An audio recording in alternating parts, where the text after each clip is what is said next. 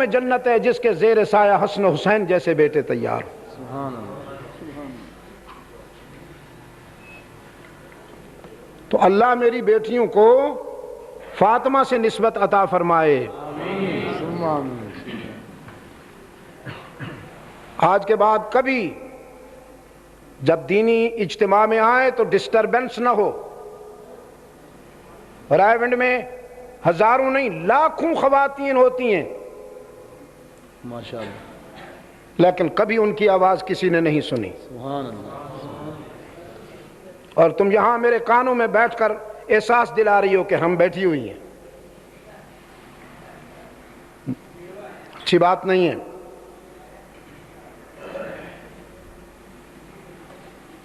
کیا عرض کر رہا تھا؟ اس وقت قرآن کریم اپنی تاریخ کے ایک منفرد دور سے گزر رہا ہے، اور انشاءاللہ العزیز میں یہ لفظ پھر دہراتا ہوں کہ دنیا کو ایک بہت بڑا سرپرائز ملنے والا ہے اس حوالے سے، بہت بڑا سرپرائز ملنے والا ہے۔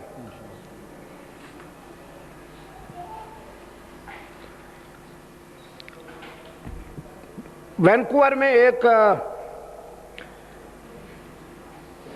انگریز نے مجھ سے کہا کہ اگر آپ کا دین سچا ہے، آپ کا قرآن سچا ہے، تو یہ ہم نے کر افغانستان میں دیکھا، کابل میں دیکھا، اب بغداد میں دیکھا، مسلمانوں پہ تو قیامت گزر گئی ہے، اتنا مظلوم کیوں ہے؟ تو میں نے اس کو کہا کہ اسلام کی یہی تو انفرادی خصوصیت ہے کہ یہ کسی دور میں ظالم نہیں رہا، ہمیشہ مظلوم رہا۔ اللہ اکبر۔ اس کے نکھار کا سیزن ہی مظلومیت ہے۔ وہ جو زرخیز موسم جسے آپ کہا کرتے ہیں نا کہ یہ موسم بڑا زرخیز ہے، تو مظلومیت کا زمانہ اسلام کے لیے انتہائی زرخیز ہے۔ وہ جو کہا کہ کربلاؤں سے ہے دین مصطفیٰ کی آبرو، مسلمان کبھی ظالم نہیں ہوتا، مظلوم ہوتا ہے،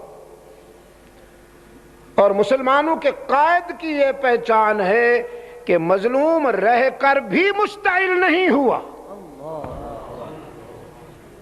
سامنے رکھیے انسانی فطرت، اور انسانی فطرت کے آئینے میں جائزہ لیجئے رحمت عالم صلی اللہ علیہ وسلم کی سیرت کا، رحمت عالم کے اسوہ کا۔ دو الفاظ مجھے رحمت عالم کے اسوہ حسنہ میں نہیں ملے، دو الفاظ نہیں ملے، بزدلی اور اشتعال۔ بزدلی اور اشتعال۔ زمانہ ستا کے تھک گیا، ستا کے تھک گیا، لیکن یہ دیکھنے کو ترس گیا کہ کبھی یہ شخص غصے میں تو نظر آئے۔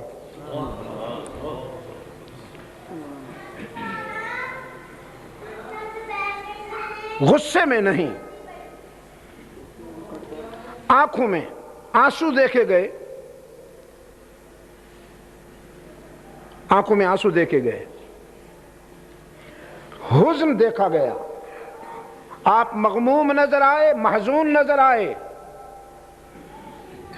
لیکن مشتعل نہیں، مشتعل نہیں۔ گزرتے ہیں، سمیہ کو تڑپتا دیکھتے ہیں، عمار یاسر کو تڑپتا دیکھتے ہیں، طاغوت ہر دور کا سنگ دل ہوتا ہے گجرانوالہ کے دوستو، صرف آج کا فرعون نہیں، کل کا فرعون بھی درندہ اور سنگ دل تھا، شقاوت کی انتہا پہ تھا۔ آئیے ایک ورق دکھاؤں، ایک ورق۔ سبحان اللہ، سبحان اللہ۔ اچھا میں وہ بات پوری کر لوں کہ رحمت عالم جب گزرتے ہیں اور سمیہ کو تڑپتا دیکھتے ہیں، عمار یاسر کو تڑپتا دیکھتے ہیں، فرماتے ہیں آزمائش تو بہت کڑی ہے، اذیت بھی بہت زیادہ ہے، لیکن اجر بھی بہت بڑا ہے۔ بس رحمت عالم کے لبوں سے نکلنے والے اس جملے سے عشق کے ان مسافروں نے یہ سارا سفر ہنس کھیل کے کر دیا۔ فرعون نے ایک خاتون کو جکڑ رکھا ہے، وہ خاتون اس کے فائنانس منسٹر کی بیوی تھی۔ فرعون کا وزیر خزانہ جانتے ہو کیا نام ہے اس کا؟ جی قارون تو مستقل ایک اور فرعون ہے بھائی، یا رب العالمین وہی بات کر دیا آپ نے۔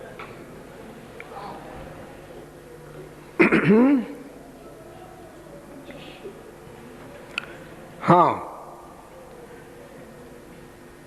حزقیل اس کا نام ہے، حزقیل، ہاں حلوے والی، چہرے پہ رونق آ گئی۔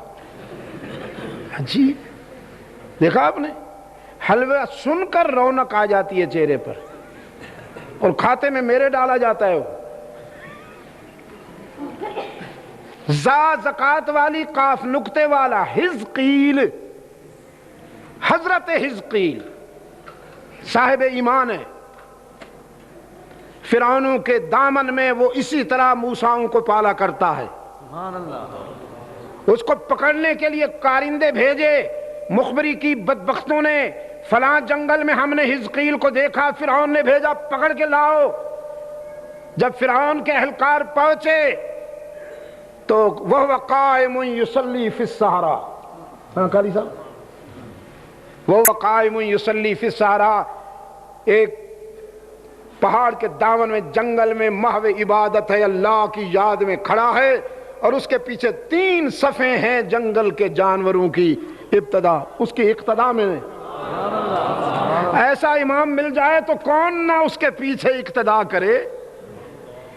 ہمیں تو 2,500-3,000 ہزار کے امام ملے ہوئے ہیں، تیرا امام بے حضور، تیری نماز بے سرور۔ ایسے امام سے گزر، ایسی نماز سے گزر۔ تو انہوں نے آ کے فرعون کو اطلاع دی، حزقیل کھڑا ہوا ہے وہاں پر۔ اس نے ایک بہت بڑا لشکر بھیجا بدبخت نے، جاؤ پکڑ کے لاؤ ایک آدمی کو، ایک آدمی کو۔ ہر دور کے فرعون کے لیے ایک آدمی درد سر بنا کرتا ہے، سنت اللہ ہے، سنت اللہ ہے۔ جب فرعون کا لشکر آیا، اسی جنگل میں اسی حزقیل کو نہ ڈھونڈ سکا، موجود تھا نہ ڈھونڈ سکا۔ حزقیل موجود ہوا کرتے ہیں لیکن فرعونوں کو نہیں ملا کرتے۔